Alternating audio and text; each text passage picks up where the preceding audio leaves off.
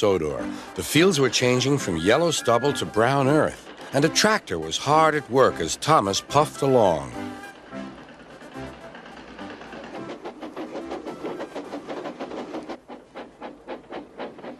Later, Thomas saw the tractor close by.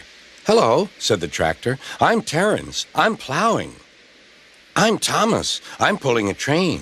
What ugly wheels you've got." "They're not ugly. They're caterpillars," said Terence. "I can go anywhere. I don't need rails."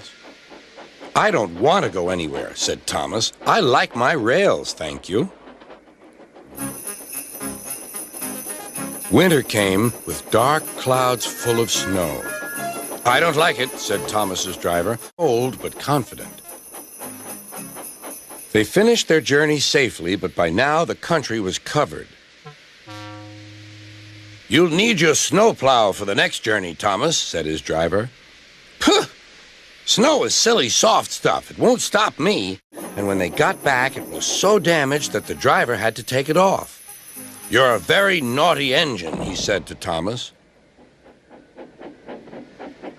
Next morning, Thomas's driver and fireman came early